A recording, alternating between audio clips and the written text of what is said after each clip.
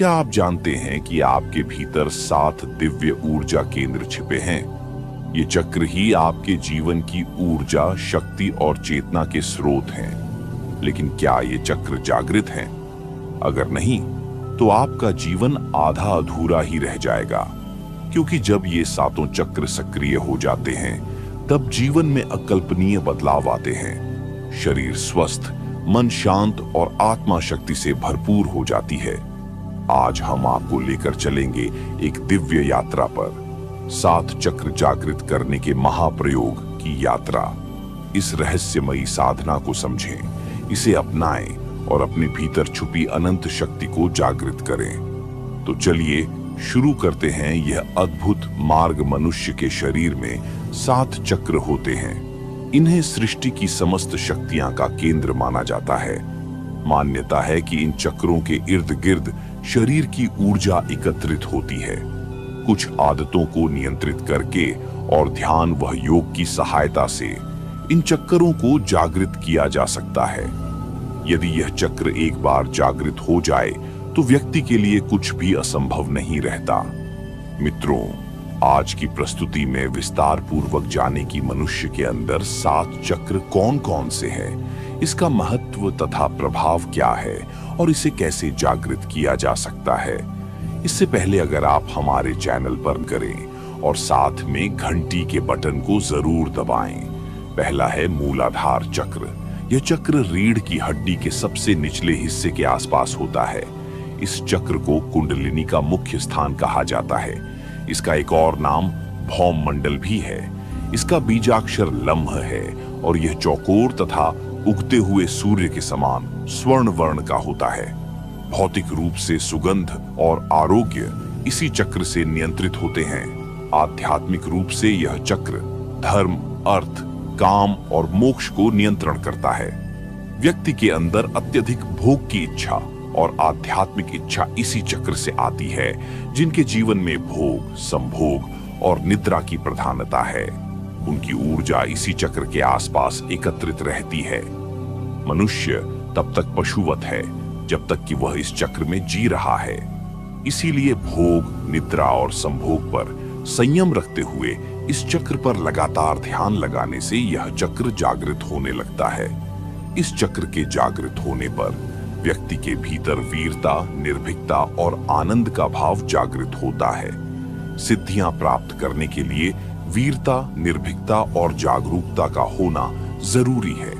दूसरा है स्वादिष्टान चक्र। इस चक्र को तामसिक चक्र माना जाता है। ये चक्र मूल से 4 अंगुल ऊपर स्थित होता है और इसकी 6 पंखुड़ियां हैं। इस चक्र का बीज मंत्र बम है। ये जल तत्व का चक्र है तथा इस चक्र का स्वरूप अर्धचंद्रकार है। इस चक्र से निम्न भावनाओं नियंत्रित होती है: अवहेलना, सामान्य बुद्धि का अभाव, आग्रह, अविश्वास, सर्वनाश और क्रूरता आदि। इसी चक्र से व्यक्ति के अंदर काम भाव और उन्नत भाव जागृत होता है।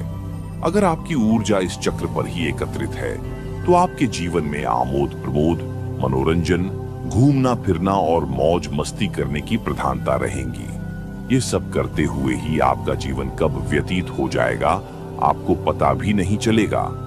जीवन में मनोरंजन जरूरी है, लेकिन मनोरंजन की आदत अच्छी नहीं होती।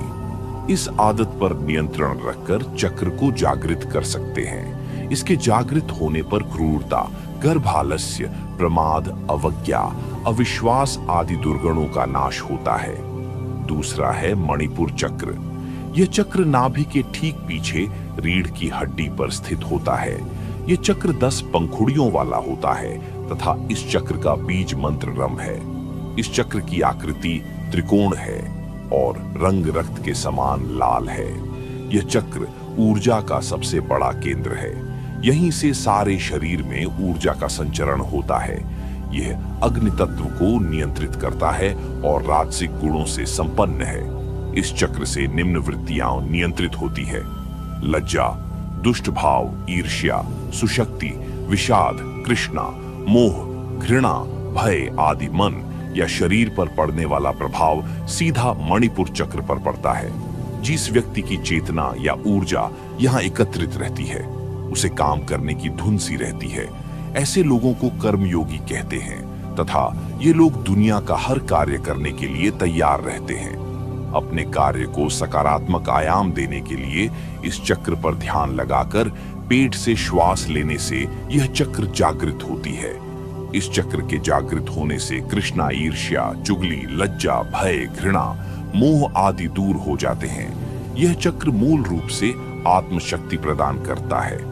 चौथा है अनाहत चक्र। यह हृदय के बीचों बीच रीढ़ की हड्डी पर स्थित होता है। इस चक्र में 12 पंखुड़ियां होता है तथा इस चक्र को सौरमंडल भी कहा जाता है।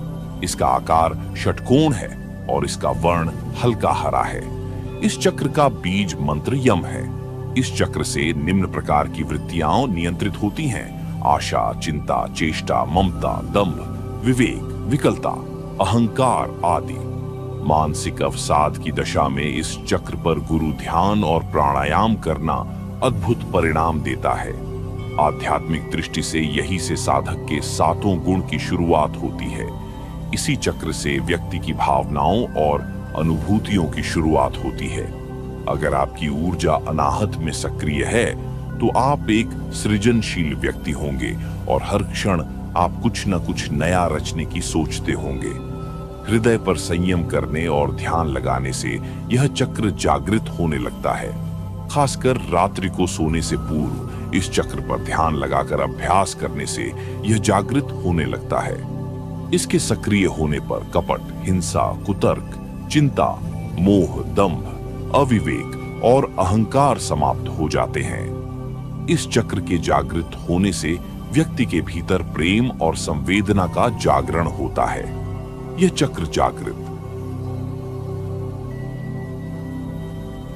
होने पर व्यक्ति के समय ज्ञान स्वतः ही प्रकट होने लगता है तथा व्यक्ति अत्यंत आत्मविश्वास, सुरक्षित, चारित्रिक रूप से जिम्मेदार एवं भावनात्मक रूप से संतुलित व्यक्तित्व बन जाता है।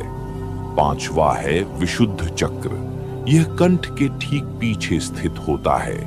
यह चक्र बहुरंगा है और इसका कोई खास स्वरूप नहीं होता। इसका बीज मंत्र हैम है तथा इस चक्र की सुराल पंखुड़ियां हैं। इस चक्र से निम्न वृत्तियां नियंत्रित होती है: भौतिक ज्ञान, कल्याण, महान कार्य, ईश्वर में समर्पण, विश्व और अमृत आदि। यह चक्र आकाश तत्व और 8 सिद्धियों से संबंध रखता है तथा संगीत के 7 सुर इसी चक्र द्वारा उत्पन्न होती है। कुंडली शक्ति का जागरण होने से जो ध्वनि आती है वह इसी चक्र से आती है। इस चक्र के गड़बड़ होने से वैज्ञानिक रूप से थायराइड जैसी समस्याएं और वाणी की विकृति पैदा होती है। यह चक्र और भी उच्चतम आध्यात्मिक अनुभूतियां देता है तथा सारी की सारी सिद्धियां इसी चक्र में पाई जाती हैं। सामान्य तौर पर यदि आपकी ऊर्जा इस चक्र के आसपास एकत्रित है तो आप अति शक्तिशाली होंगे। कंठ में संयम करने और ध्यान लगाने से यह चक्र जागृत होने लगता है। मनुष्य को इसके जागृत होने पर 16 कलाओं और 16 विभूतियों का ज्ञान हो जाता है। इसके जागृत होने से जहां भूख और प्यास को रोका जा सकता है, वहीं मौसम के प्रभाव को भी रोका जा सकता है। 6ठा चक्र है आज्ञा चक्र। यह दोनों भवों के बीच स्थित में होता है। यह चक्र 2 पंखुड़ियों वाला होता है। एक पंखुड़ी काले रंग की है और दूसरी पंखुड़ी सफेद रंग की है। सफेद पंखुड़ी ईश्वर की ओर जाने का प्रतीक है और काली पंखुड़ियों का अर्थ सांसारिकता की ओर जाने का प्रतीक है। इस चक्र के 2 अक्षर और बीज मंत्र ओम है। इस चक्र का कोई ध्यान मंत्र नहीं है क्योंकि यह 5 तत्वों और मन से ऊपर होता है।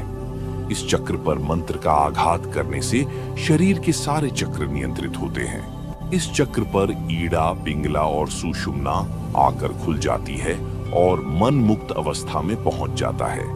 सामान्य तौर पर जिस व्यक्ति की ऊर्जा यहाँ ज्यादा सक्रिय होती है, ऐसा व्यक्ति बौद्धिक रूप से संपन्न, संवेदनशील और तेज दिमाग का बन जाता है, लेकिन वह सब कुछ जानने के बावजूद मौन रहता है।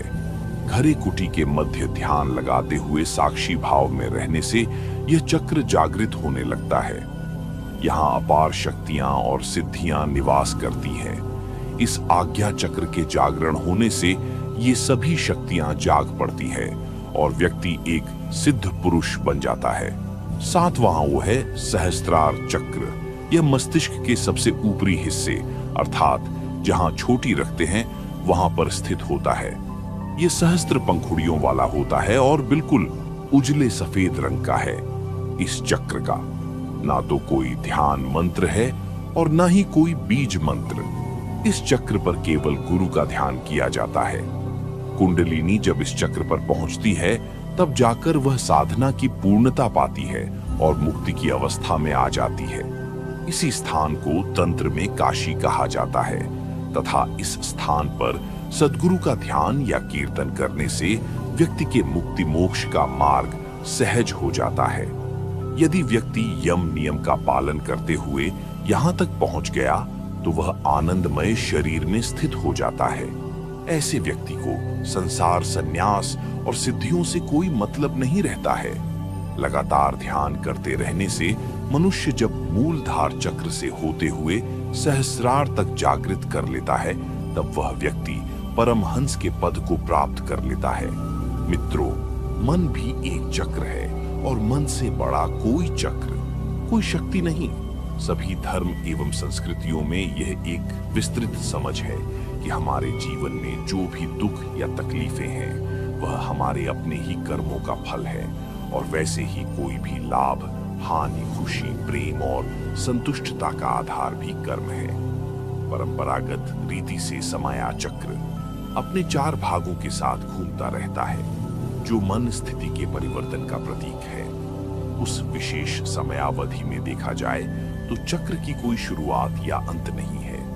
क्रियाएं और प्रतिक्रियाएं की एक निरंतर एवं शाश्वत कड़ी है जिसकी गुणवत्ता हमारे अपने हाथ में है। बदलती ऋतुएं तथा तत्वों की अखंडता समय के साथ पृथ्वी का बाह्य स्वरूप बदल देते हैं। प्रकृति के भ्रष्ट होने के पीछे का प्रेरक स्रोत है मनुष्य का मन। अब जब आपने 7 चक्र जागरण के इस महाप्रयोग को समझ लिया है तो इसे अपने जीवन में अपनाने का संकल्प लें। जब भी आप ध्यान करें अपनी ऊर्जा को इन चक्रों की ओर प्रवाहित करें और देखिए कैसे आपका जीवन चमत्कारिक रूप से बदलता है।